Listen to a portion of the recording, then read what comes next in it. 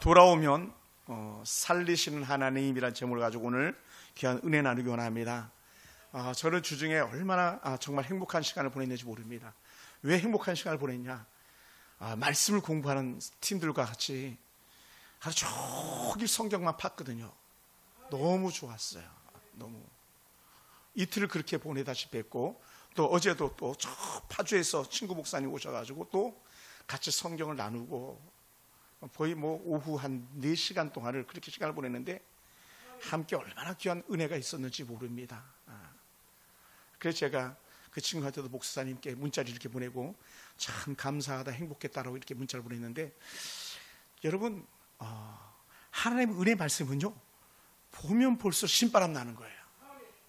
알면 알수록 더 은혜가 깊어지는 줄 믿습니다. 할렐루야. 그래서 제가 우리 교회도 이렇게 보면 우리 민병철 집사님께서 오셔가지고 계속 성경을 보고 성경을 갖다 이제 또 스마트폰에 막 입력하시고 막 그러시거든요. 그건요 보통 은혜가 아닌 거예요. 할렐루야. 그러니까 성경을 우리가 묵상하고 성경을 따라 우리가 산다는 것은 최고의 축복인 줄 믿습니다. 오늘 이스라엘 백성들이 불순종으로 너희들이 만약에 망할 때에 혹은 망하고 나면 아마 이렇게 그 서두를 달아도 전혀 과언이 아닌 그런 본문이에요. 왜냐하면 우리들도 때로는요 더 힘든 상황을 맞이할 수 있거든요. 저 난간 끝에서 대롱대롱 매달려서 누가 구해주지 않으면 팔에 힘이 빠지면 그냥 떨어져 천길만길 낭떠러로 떨어질 것 같은 그런 삶이 사실 우리에게도 올 수 있다는 거예요. 가끔 최근에는 제가 불쑥불쑥 막 두려움이 찾아올 때도 있어요. 왜냐하면 질병은요 보편적인 거예요. 누구에게든지 올 수 있는 거거든요.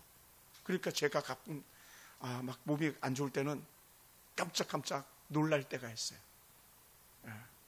누구에게든지 인생은요 고난이라는 그 파도를 맞이할 수 있습니다. 그런데 오늘 이 백성들은 왜 그렇게 망하는 상황까지 가는 걸 갖다 전제로 이렇게 말씀하냐 했을 때에 그들은 여호와께 대한 불순종이었다는 거예요. 불순종. 하나님의 말씀을 떠난 삶, 하나님의 사람들의 말씀을 거역한 삶은 결국은 돌이킬 수 없는 저주가 임한다라고 오늘 이 성경 속에서 말씀하고 있는 거죠. 반면에 그럼에도 불구하고 너희가 그렇게 불순종하다 흩어져 가지고 저 하늘 끝에 간다 할지라도 너희가 만약 거기서 하나님 항복, 하나님 잘못했습니다 하면 곧 거기까지 찾아가셔서 다시 돌이켜 주신다는 거예요. 여러분 이게요 얼마나 큰 은혜가 되고 위로가 되는지 몰라요. 왜 그러냐? 우리는 솔직히 누구도 예외 없이 우리 100% 순종하면서 살 수 있는 사람들이 아니거든요. 우리는 100% 잘 흥하기만 하는 그런 사람들이 아니거든요. 때로는 우리도 하나님 보시기에 이놈 자식 고개를 절레절레 흘린들 만큼 밀치듯이 옛날에 우리 할아버지들이 아버지들이 막 마음에 안 드는 밥상을 팽개쳐 버리시듯이 때로는 하나님께서 우리의 받는 제사를 갖다가 멸시하신다 그러거든요. 멸시. 그 정도로 때로는 우리가 하나님 보시기에 합당하지 못한 그런 모습을 보일 때가 있을 거라는 거예요. 그때에 너희가 어떡하냐? 바로 그때에 너희가 나를 기억하고 돌이키라라고 하는 그런 말씀이에요. 그래서 하나님께서는 언제든지 변함없이 베푸시는 은혜와 분명한 회복을 약속하시는 그런 하나님이신 줄 믿습니다. 할렐루야. 그래서 이 전체적으로 단락을 나름대로 구분해 보면 한 3개의 단락으로 정리해 볼 수 있는데, 먼저는 하나님의 신실한 약속에 대해서 1절부터 3절까지 말씀하고 있는 것이 1절부터 3절까지 쭉 말씀하세요. 그 말씀 중에 얼마나 가슴에 정말 그 묻어있는 말씀, 제가 청년 때 참 좋아했던 송정미라는 그 지금은 사모님입니다. 그 가수가 노래를 부르는 것 중에 이런 게 있어요.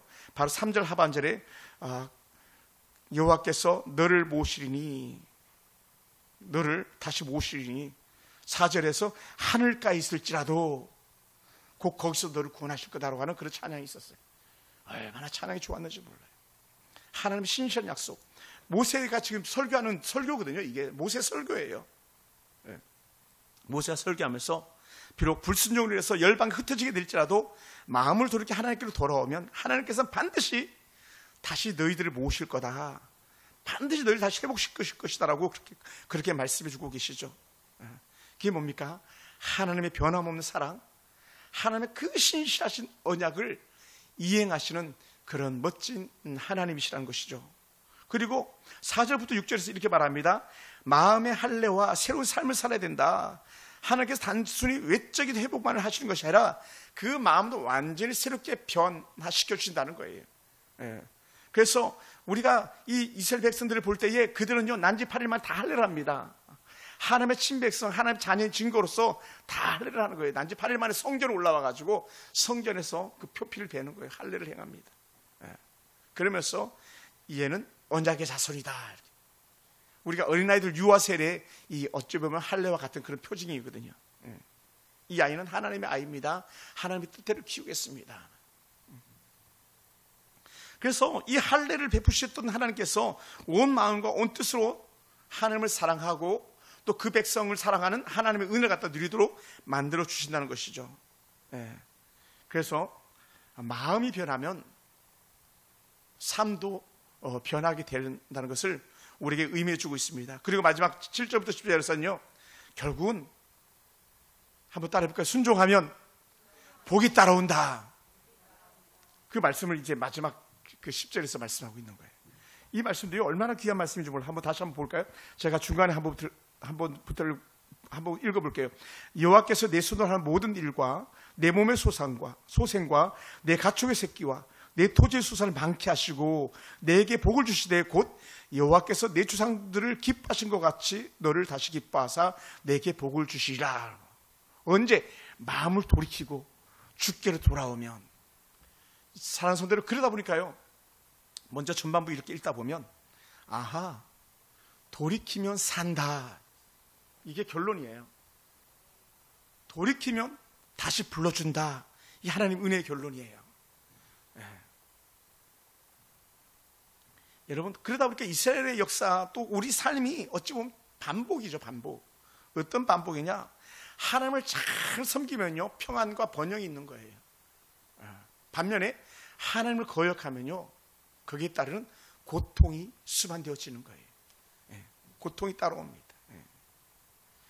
그래서 하나님을 떠나 우상을 쫓을 때는요, 결국은 뿔뿔이 다 흩어지는 거예요. 뿔뿔이. 말이 그렇죠. 가족들 흩어져 보세요. 얼마나 가슴 아픈 일인지 몰라요. 제가 아는 목사님은 한 아이를 갖다가 위탁 양육하고 있는 중인데, 언제든지 부모가 차림 돌려주는 그런 제도인데, 흑인 아이를 하나를 키우는데 이 아기 엄마가 남편이 누군지를 모른대요. 남편이. 얼마나 비극적인 삶입니까? 다른 말로 그 아이는 평생을 살아가면서 아빠가 누군지를 모르는 거예요. 남편이 누군지를 모르는 그런 삶.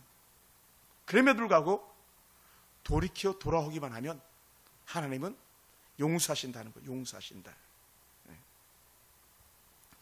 그래서 이제 가데스 바네아라는 그런 곳에서 환상을 바라보면서 말씀을 주시는 은혜들인데, 이제 곧 이스라엘 백성들이 홍해를 건넜고 마지막 남은 요단강을 건너서 가나안 땅에 들어갈 그런 단계에 있어요. 가데스 바네아에서 약 2년간 머무르거든요. 바로 그냥 뺑뺑뺑 돈 것만이 아니라 요단강을 건너기 전에 2년간 그 텐트 치고 거기서 거주하면서 적들과 싸워서 땅을 차지하기도 했었어요. 그러면서 주시는 은혜의 말씀이 바로 오늘 우리가 읽은 본문들인데, 얘들아, 너희가 저 강을 건너가서 하나님 은혜 가운데 거하면 너희는 복을 받을 거야. 그러나 너희가 하나님 은혜를 저버리면 영락없이 너희에게 저주가 찾아온다라고 하는 그런 경고의 말씀인 것이죠. 여러분, 우리가 우리 마음이 아주 처참하게 무너지거나 또 가정에 큰 한들이 찾아와서 힘에 겨운 때에 누구든지 본능적으로 돌아보는 거 뭐냐면 자신이에요. 자신의 무엇을 돌아보냐? 내가 하나님 앞에 어떻게 살았는가, 이걸 돌아보는 거예요. 하나님 앞에. 그래서 내가 하나님 앞에서 내 뜻을 돌이키고 하나님의 은혜 다시 쫓겠다라고 하는 거룩한 것을 찾아낸다면 그 사람은 찐 하나님의 자녀인 거죠. 그 자녀는요, 복이 있는 거예요. 그런데 그렇게 힘겨운 시간을 보내고 아파하면서도 자신의 죄가 무엇이 찾아내지 못하고 여전히 방탕하고 있다면 그것은 하나님의 친백성이라고 말하기가 쉽지 않은 거예요. 그래서 오늘 1, 2절에서 뭐라 그랬습니까? 어떤 환경과 형편 속에 있더라도 여호와를 기억하라 라고 이렇게 표현해 줬어요. 뭐라 표현했습니까? 내가 내 하나님 여호와께로 돌아와서 내가 오늘 내게 명령한 것을 네 자손과 함께 마음을 다하고 뜻을 다하여 청종하며 들으면 너에게 복이 임할 것이다 라고 그렇게 말씀하거든요. 여러분, 우리가 흔히 교회에서 가장 많이 쓰는 단어들 중에 하나가 뭐냐면 회개라는 단어일 거예요. 회개는요, 우리의 삶의 모든 방향을 완전히 턴하는 거, 완전히 바꾸는 거, 완전히. 그렇다 이제 히브리어 단어로 슈브라는 그런 단어를 쓰는데, 그래서 단순히 발걸음만을 돌리는 것이 아니라 그 삶 전체를 완전히 뒤집어 버리는 거예요. 완전히. 그래서 죄인의 길에 서지 아니하며라고 했던 시편 1편이 다 이런 근거를 가지고 노래하고 있는 거예요. 정말 완전히 돌이킨 사람은 오만한 자의 자리에 앉지 아니하며, 어느 교회 갔더니 쉬운 성경을 이렇게 자막을 이렇게 내보내더라고요. 길가에 오만한 자리에 하며 앉지 아니하며. 그것이 오늘 우리의 삶이 되길 주님 축원합니다. 그래서요, 진정한 회개는 단순히 눈물로 끝나는 것이 아니라 완전히 그 삶의 방향을 바꿔서 새 삶을 살려고 몸부림치는 그런 삶인 것이죠. 근데 우리가 그렇게 살 수 있어요? 그렇게 못 살아요. 그럼 어떻게 해야 되는가? 그래서 우리 손 들고 항복하는 거예요. 나는 하나님이 필요합니다. 난 하나님의 은혜가 아니면 결코 돌이킬 수 없습니다라고 하는 그런 고백인 거예요. 최근에 아주 연예인들이 무더기로 마약 투약해가지고 또 적발이 됐어요. 그죠? 필로폰, 또 향정신성 약물들, 가짜 약 처방받아가지고 고난 중에 있는 정말 그 이력부를 달성했던 그 싸이 같은 그런 사람들. 이 현재 사회가 드러나지 않은 것이지 그런 사람이 수도 없는 거죠. 그럼 어떻게 돼요? 그러니까 우리가 아는 남경필 전 경기도지사 같은 사람은요, 대단한 사람인 거죠. 그 아들도 그렇고. 아들이 마약 중독이거든요. 이제 곧 감옥에서 나올 때가 됐다는데, 아버지가 아들을 감옥을 일부러 보내고 아들을 고치려고 아버지가 모든 정치 일선에서 뒤로 물러나 버렸잖아요. 그게 마약을 끊는 길이었다는 거죠. 아들아, 감옥 가라. 가서 금단 현상이지만 그걸 이겨내라. 그리고는 남경필 경기도지사가 지금 현재 수많은 마약 중독자들 위해서 전적으로 자신의 전 재산을 털어서 헌신하고 있어요. 이게 돌이키는 거거든요. 적당하게 안 돼요. 여러분, 중독은요, 적당하게 끊어지는 게 아니에요. 그래서 마음을 다하고 뜻을 다하여 이런 표현을 쓰는데, 이것은요, 마음을 갖다 말할 때 이성과 의지의 중심, 내 깊은 생각, 그것이 온전히 하나님께만 정해지는 거예요. 우리 이제 뭐 철진한 이야기일 수 있겠습니다만은, 성도들이 여기 기웃 저기 기웃 하면서 이 교회도 다니고 저 교회도 다니고 막 이렇게 버벅댈 수 있습니다만은, 그건요, 온전한 게 아니에요. 우리 주님께서 그렇게 우리를 갖다 가르치지 않으셨어요. 세상에 그 음란이 뭡니까? 이 여자 만나고 이 남자 만나고 서로 막 이런 것들이 음란이죠. 그것을 완전히 청산해 버리는 거예요. 완전히. 그게 마음, 레바브라는 그런 히브리어를 쓰는데, 완전한. 뜻을 다한다는 건요, 내 생명을 내어 던지어서라도 내가 완전히 하나님께 나가겠습니다라고 하는 그런 거룩한 결단이에요. 생명과 내 속에 일어나는 감정들까지도 완전히 돌이킨다는 거죠. 그러니까 저는 이런 설교할 때마다 늘 가슴에 남는 한 사람이 있다면, 우리나라 역사 속에 나오는 김유신 장군. 매일 상습적으로 가던 술집을 안 가려고 하는데 말이 술집으로 자기를 자동이 이끌어 가잖아요. 그때 어떻게 그 말을 죽여버리고 말잖아요. 그게요, 우리나라 역사 속에 나오는 스토리이기도 하지만 그게 완전한 돌이킴이거든요. 근데 이게요, 죄송합니다, 결코 쉬운 일이 아니라는 거예요.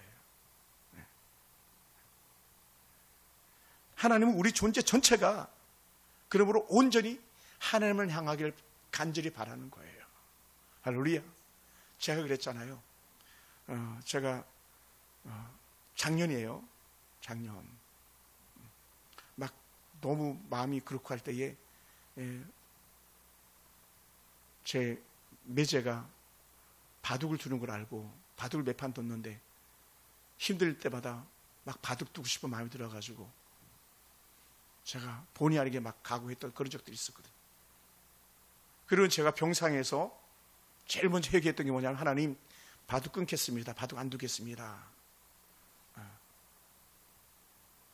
그리고는 바둑 안 뒀어요.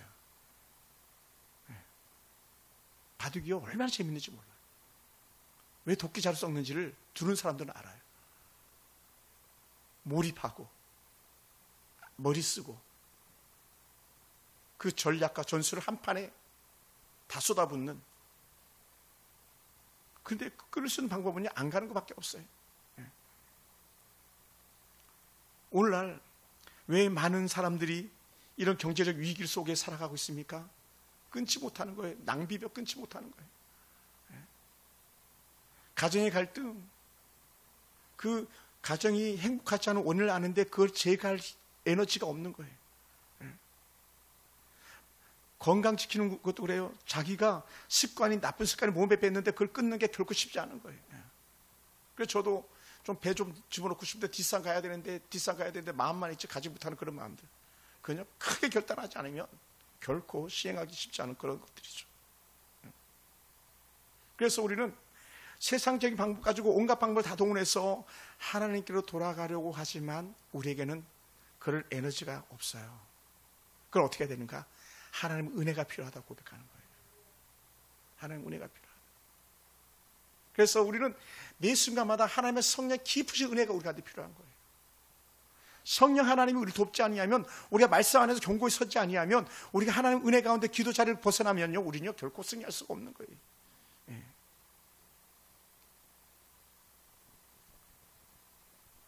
그러다 보니까 사람들의 마음이 어떻습니까? 돌이켜야 되는 건 아니까 늘 양심이 찔리는 거예요. 양심이 가슴이 쿵닥쿵닥 찌는 거죠.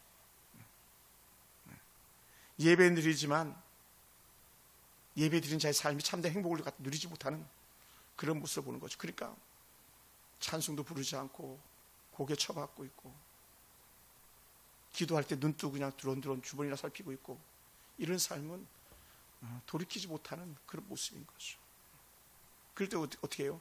하나님 은혜가 필요하다. 치료가 필요한 거죠. 그래서 같이 말씀 보고 같이 기도하자 그런 건데, 그걸 거역하면 우리 회복될 수가 없죠. 그러니까 마음에 불편함만이 가득 있는 거예요. 그런데 우리 하나님 은혜를 구하잖아요. 하나님께서 은혜 안에서 우리에게 해결할 방편을 말해주셨는데 아주 기가 막혀요. 한번 찾아볼까요? 히브리서 4장 12절이에요. 히브리서 4장 12절. 신약 제일 뒤쪽으로 넘어가다 보면 히브리 야고보 이렇게 넘어가거든요. 네네. 4장. 이것도 성경 공부 교재하면 다 암송하는 말씀이거든요. 한번 찾으셨으면 아멘. 자, 한번 읽어봅시다. 시작. 하나님의 말씀은 살아있고 활력이 있어 좌우의 날선 어떤 검보다도 예리하여 혼과 영과 및 관절과 골수를 찔러 쪼개기까지 하며 또 마음의 생각과 뜻을 판단하시나니, 개역성경의 뜻을 감찰하시나니 살핀다 막 이런 표현을 썼는데 여기는 이제 판단한다고 했어요. 뭐 판단, 뭐 감찰, 뭐 같은 영적 의미가 있습니다만, 그러니까 하나님의 말씀이 우리 가운데 들어오잖아요. 우리의 폐부를 막 수술하기 시작하는 거예요. 그래서 우리가 말씀을 암송하고 말씀을 묵상하고 그럴 때 우리 영적 에너지가 살아나게 되고, 누굴 찾게 되냐면 하나님을 찾게 되는 거예요. 할렐루야. 여러분, 종교적인 회개는요 이방인들도 다 하는 거예요. 이방인들은 우리보다 더 엄숙하게 제사 드리고 더 엄숙하게 그들이 우리가 드리는 예배보다 더 값진 것들을 갖다 바치면서 그렇게 해요. 근데 그거요 아니라는 거예요. 뭐가 들어와야 된다? 우리 안에 하나님의 말씀이 들어와야 된다는 거예요. 하나님의 말씀이. 하나님의 말씀이 들어와서 우리를 살려내야 된다는 거예요. 하나님의 말씀은 살았고 운동력이 있어 좌에 달서 어떤 것보다도 예리하다. 수술할 때 그 칼날이 얼마나 예리한지 모릅니다. 그냥 턱만 찔러도 쫙 갈라지는 그 날카로운 칼날처럼 여호와의 말씀이 우리의 폐부를 가를 때에 우리 살아있는 사람이 되는 거예요. 문제는 뭐냐면 여호와의 말씀이 들음에도 불구하고 말씀을 듣지 않고 깨닫지 못하는 사람들이 있다는 거예요. 그건요, 어찌 보면 저주예요. 저주죠.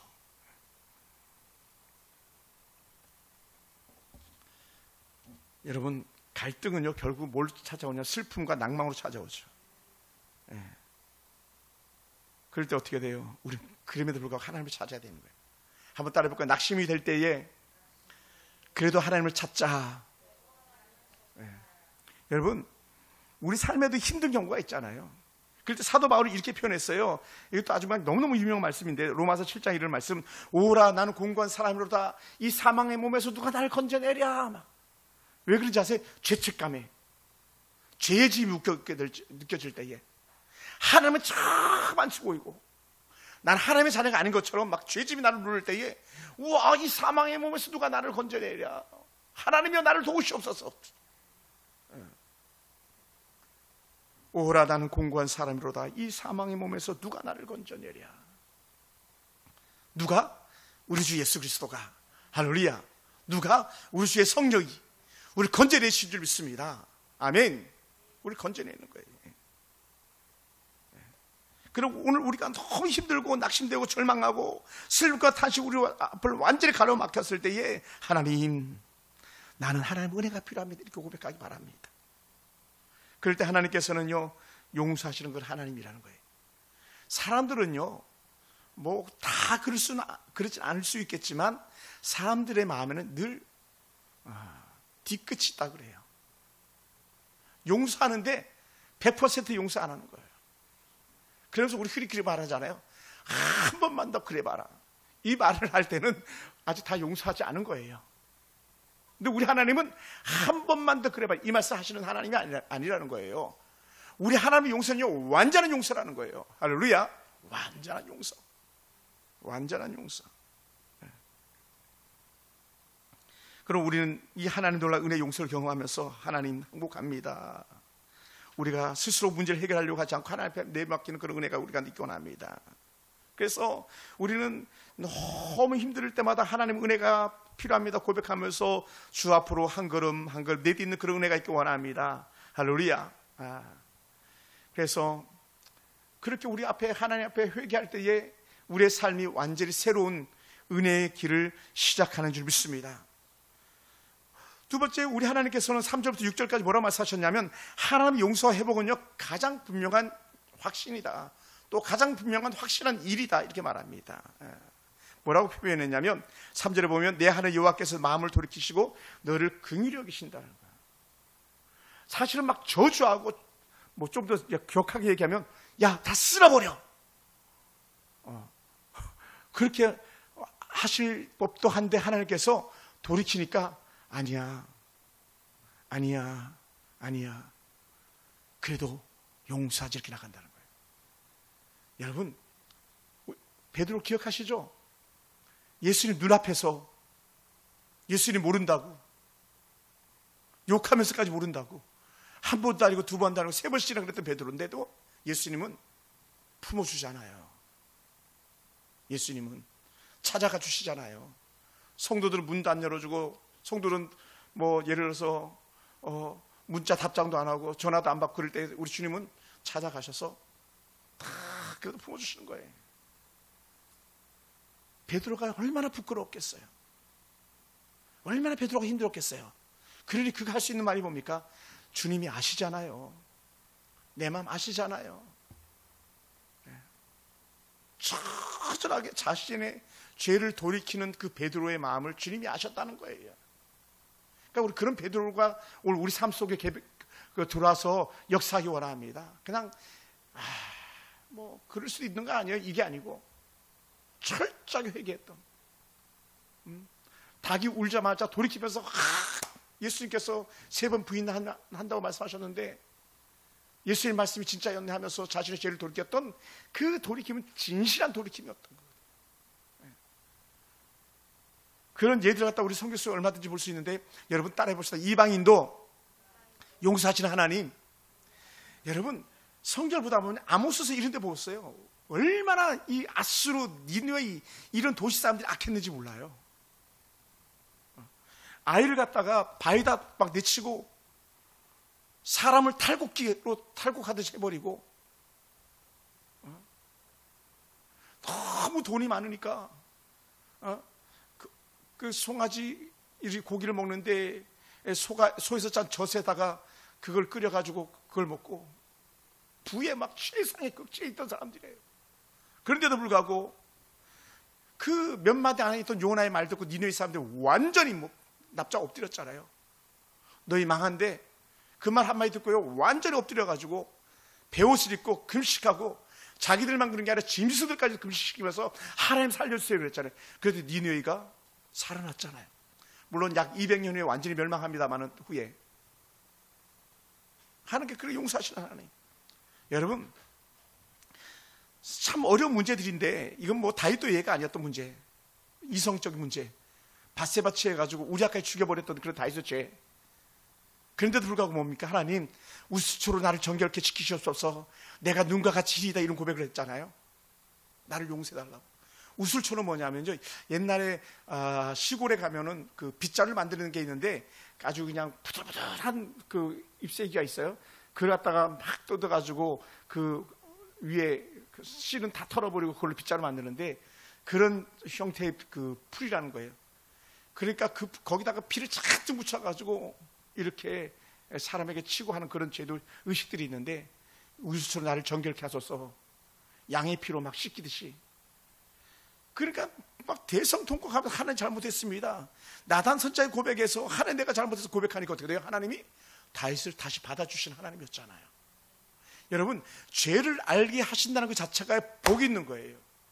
자신의 죄가 뭔지를 갖다 하나님께 알려주는 것 자체가 큰 복이고, 더 큰 복은 그런 죄 용서를 받은 것을 알게 하고 더 이상 죄 가운데 나가지 않는 그 삶이 오늘 저와 여러분의 삶이 되기 원합니다. 그리고 어떻게 돼요? 제일 후에 다시 다윗의 노년의 마지막 그 다윗의 품에 안겨줬던 젊은 처녀가 있었는데 아르박삭이라는 그런 젊은 처녀가 그랬어요. 그 젊은 처녀를 갖다가 안겨줬는데도 불구하고 다윗이 가까이 하지 않았다는 거예요. 두 번 다시는. 왜? 완전 돌이킴이거든요. 그러니 다윗의 왕위가 영원무궁한 은혜의 이유인 거죠. 히스기야도 그랬고요. 우리가 잘 아는 어거스틴도 그랬고요. 그래서 어거스틴은 이렇게 말했어요. 하나님께서 눈물의 기도는 결코 무시하지 않는다고. 하나님께서 기도는 무시하지 않는다고. 어떤 기도? 용서해 주세요. 할렐루야. 그 은혜가 우리 가운데 있는 거죠. 그러다 보니까는 6절에 할례를 얘기하는데, 할례는 이제 우리 가운데 고백으로 찾아오는 게 뭐냐면, 단순히 외적이도 회복만 약속하신 것이 아니라 우리 심성까지도 완전한 회복을 갖다가 우리에게 말씀해 주시는 것이죠. 완전한 회복. 그래서 이미 신약에서 사도 바울이 할례는 마음에 하는 거다 이런 표현을 했었는데, 이미 그것이 구약에 있는 말씀을 인용해 오는 거예요. 바로 이 신명기에 이르는 말씀. 에스겔에서는 뭐라고 말했냐면, 에스겔에서 36장 26절에서는 새 마음과 새 영을 주겠다고 하는 약속을 말씀하셨습니다. 새 마음과 새 영을 주겠다. 마음의 할례를 할 수 있는 은혜를 주겠다. 새 영을 주겠다. 성령을 보내주겠다. 이 약속이 이미 구약을 통해서 다 나타나고 있는 그런 은혜의 말씀드린 것이죠. 그러다 보니까 어떻게 돼요? 순종하는 사람들에게 은혜를 베풀어 주시는 줄 믿습니다. 때로 우리가요, 사업이나 또 때로는 가정이나 때로는 건강이나 또 때로는 우리의 삶 가운데서 무너지는 그런 경험을 할 수도 있었을 거예요. 어떤 사람 지금도 병사에 누워가지고 하나님 살려주세요 하는 분들도 계실지 모르겠습니다. 그런 사람들에게 돌이킴의 은혜가 있길 주는 축원합니다. 할렐루야. 그래서 지난주 토요일도 제가 여지없이 우리 성도 중에, 옛 성도 중에 암이 걸렸다 해서 전화가 왔길래 바로 즉시 제가 달려갔던 거예요. 그게 제가 가진 사명이었고, 그가 어느 교회에서 예배하든지 하나님 나라의 백성이고 돌이켜서 찾았으니 내가 찾아가는 건 당연한 거다. 저만 그러겠습니까? 하나님도 그러보시죠. 여러분이 저 하늘 끝에, 시편은 바다 끝이라고 표현했는데 그 바다 끝에 어디에 있든지 간에 우리 하나님은 여러분이 찾으시면 찾아가 주시는 하나님이시다는 거죠. 할렐루야. 그러면서 주시는 은혜가 뭡니까? 돌이키는 자에게 회복은요, 여러분 꼭 기억하세요. 우리에게는 두 개 축복이 있는 거예요. 두 개 축복. 뭐냐? 하나 영의 축복이 영. 우리 영혼이 잘 됨의 축복. 이건 뭐냐면 천국이 완전히 보장된 삶이에요. 우리 천국 가는 백성인 거죠. 두 번째는요, 이 땅에서의 삶이에요. 땅에서 삶. 땅에서 부귀와 영화의 축복이 우리한테 있는 거예요. 할렐루야. 그래서 나은 게 뭡니까? 실제 눈에 보이는 증거들이 그래요. 하나님께서 신앙의 신실한 사람들에게 주시는 복이 뭐냐면 결국 물권의 축복을 주시겠다는 약속이 헛되지 않은 거예요. 헛되지 않은 줄 믿습니다.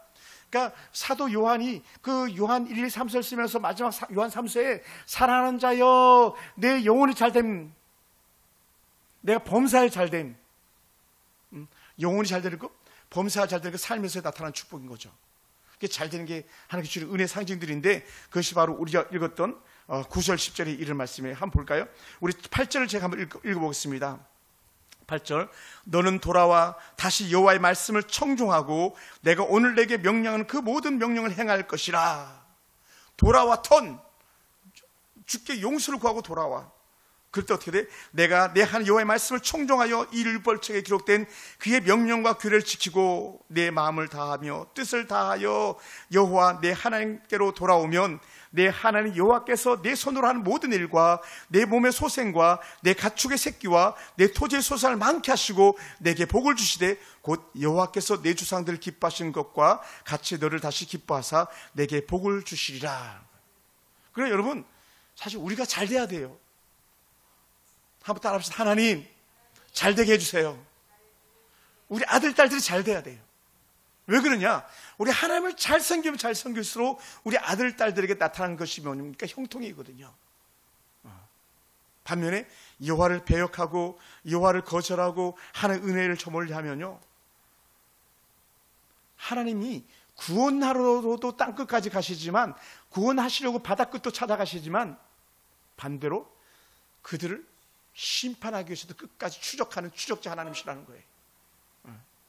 우리 잘 돼야 돼요. 할렐루야. 저는 여러분이 다 잘 됐으면 좋겠어요. 훗날에 우리 아들 딸들이 다 잘 됐으면 좋겠어요. 꿈이 있는 거예요. 그게 형통케 되는 거예요. 그래서 이제 후에 그 출애굽한 후에 가나안 땅 들어가 가지고 잘 됐다가 망했다가 잘 됐다가 망했다가 잘 됐다가 망했다가, 이게 사사기거든요. 하나님을 잘 섬기면 잘 돼. 하나님을 떠나면 꺼져. 또 잘 됐다가 꺼졌다가 잘 됐다가 꺼졌다가. 그걸 갖다 흔히 사이클 곡선이라고 그래요.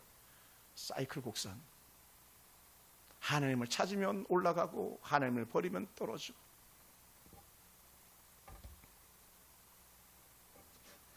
저는 오늘 저와 여러분이 이 은혜가 넘쳤으면 좋겠어요.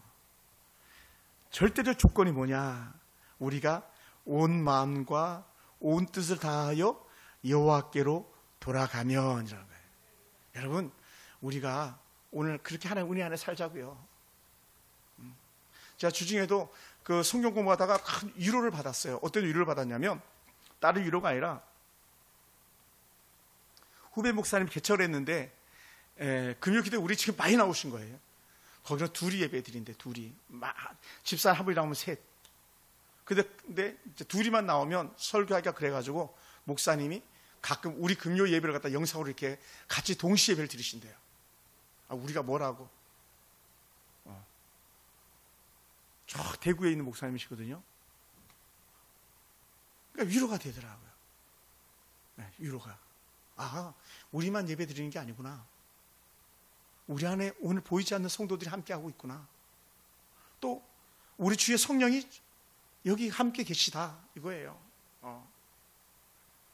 뭐가 온 마음과 온 뜻을 다해서 주께로 돌아가면 내가 복을 줄게. 그래서 여러분 제가 주중에 공부한 내용 중에 하나 팁을 드린다면 이런 거예요.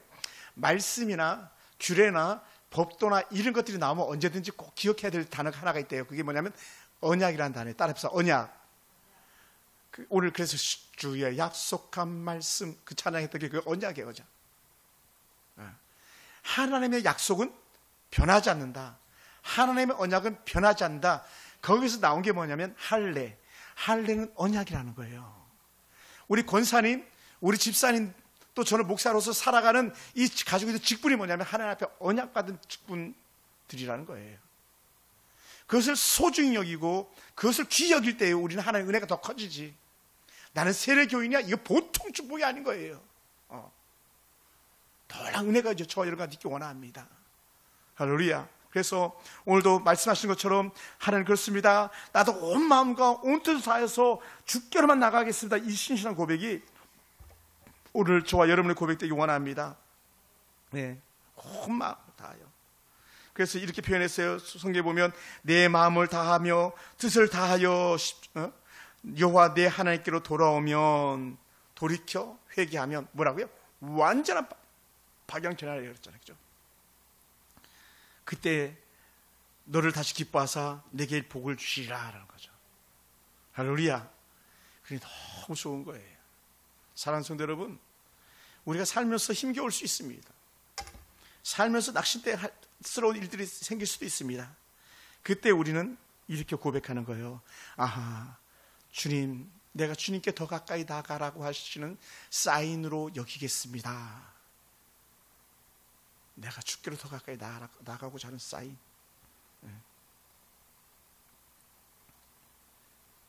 말씀을 마무리하겠습니다. 우리에게 찾아오는 어떤 고난이 있다면 그것은 하나님을 더 깊이 기억하라는 사인으로 우리가 볼 수 있기 원합니다. 어떤 사인이냐? 내가 너를 용서했다.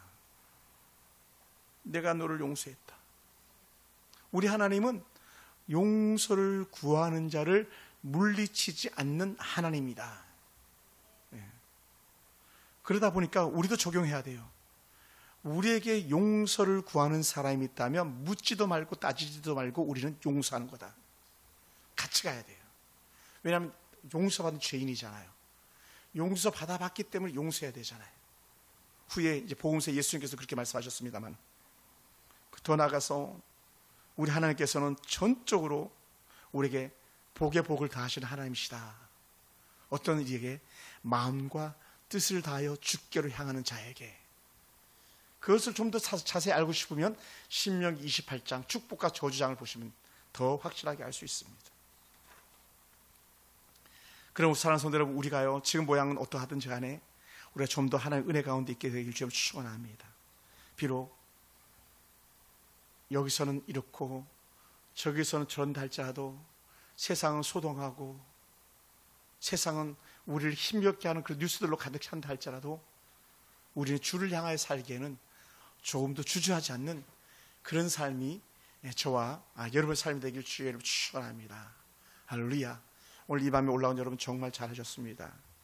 이 밤에 함께하는 여러분에게 갑절의 은혜가 더할 줄로 믿습니다. 여러분이 가지고 있는 그 신앙의 표대를 결코 뽑아버리지 마시고 끝까지 신실하게 가는 그런 발걸음이 되기를 주님으로 축원합니다. 기도하겠습니다.